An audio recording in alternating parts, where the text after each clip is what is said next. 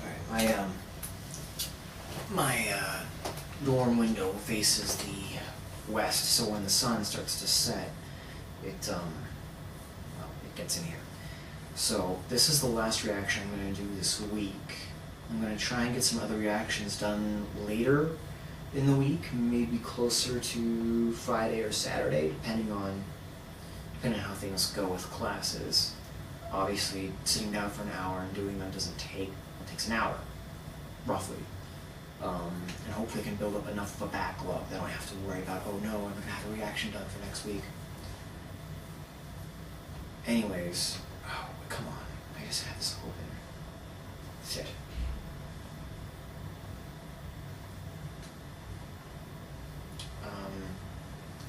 To watch. Come on, I had this open.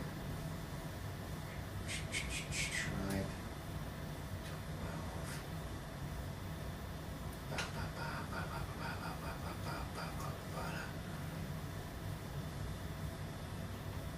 Let's see, here we go.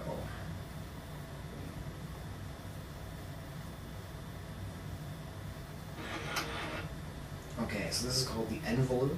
This is the envelope I received in the mail. Contents are Milo related. I think it's starting again. And again, this is the third video that was uploaded on June 17th, 2011. And so... 16th of June. Summer update. Got this envelope in the mail today. No return address. Purple X. Just this big purple X made of duct tape on the front. At the bottom here, ashes, ashes. There's flap at the top. We all fall down.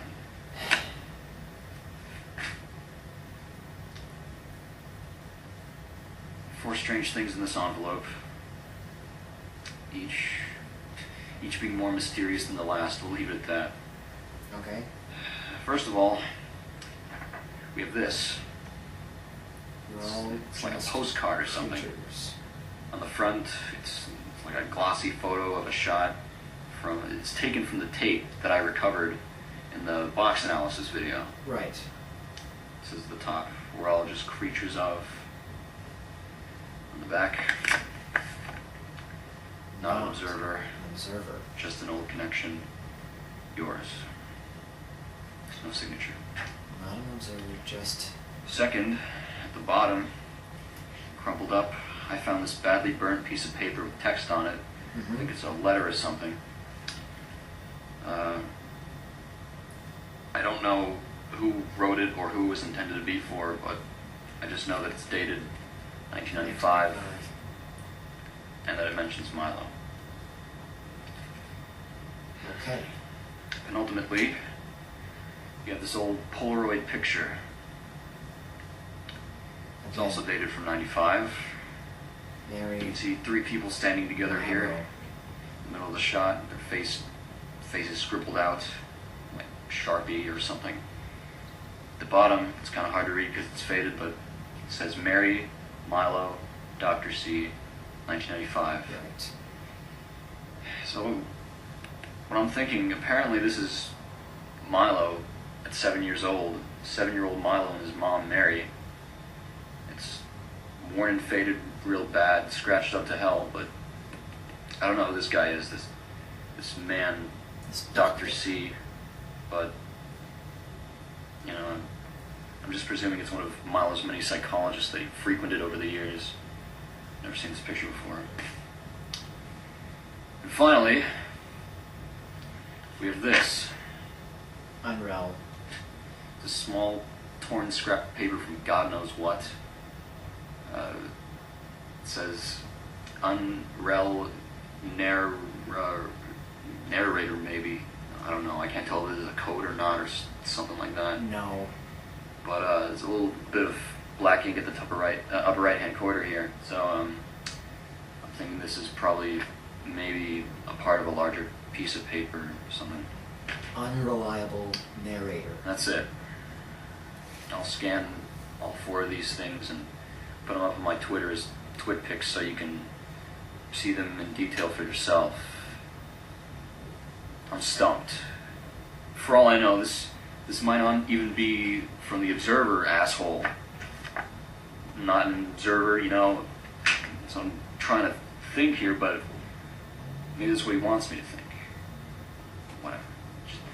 I think it's fine starting again. That's all I gotta say. Bye for now.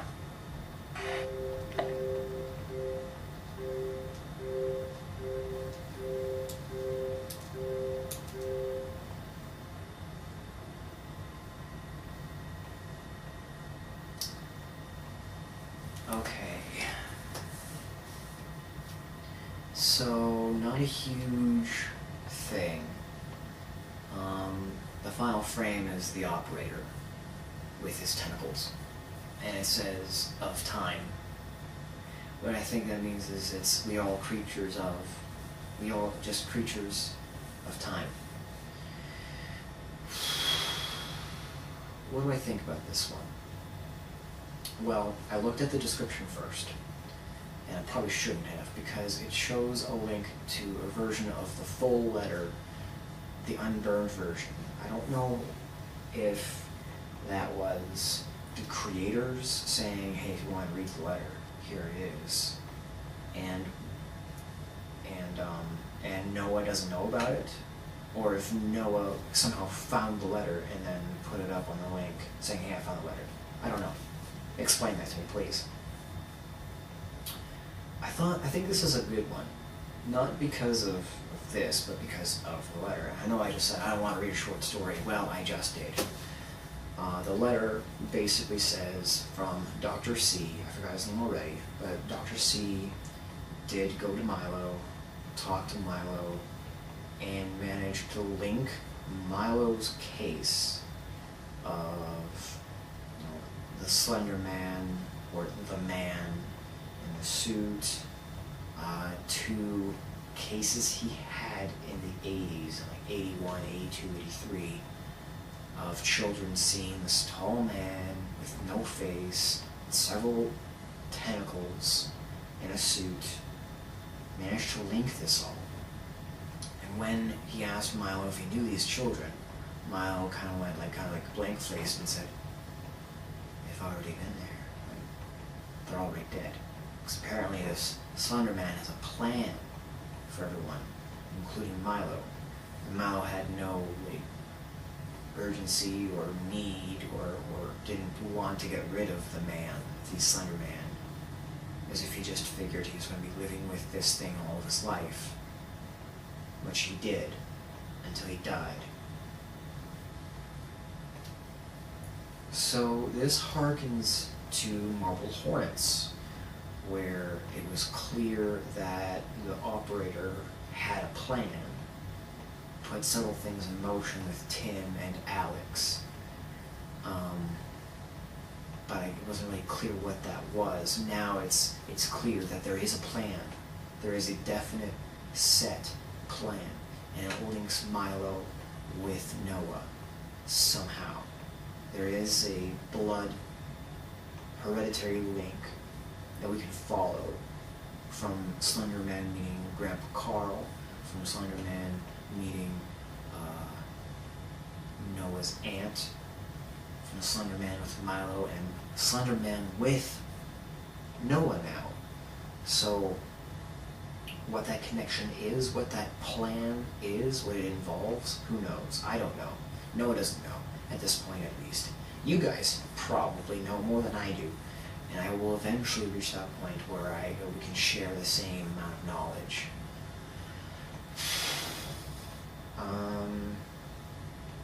I don't know how to feel about this episode, just because it was short. It was to the point. I do like these submissions. They're short and to the point. Marble Hornets was not to the point. It was more like, let's go back to the abandoned house again, and then maybe we'll get to a point.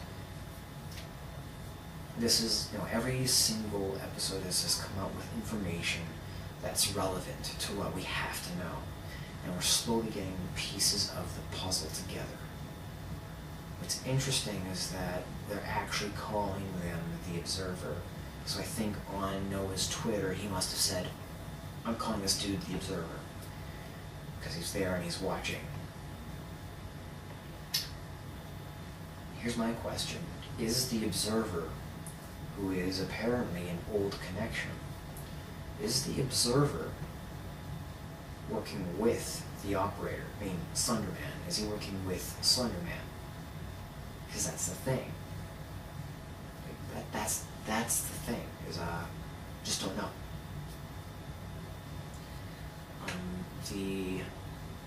Because I mean, it was very clear that To the Ark was against Alex and against the Operator.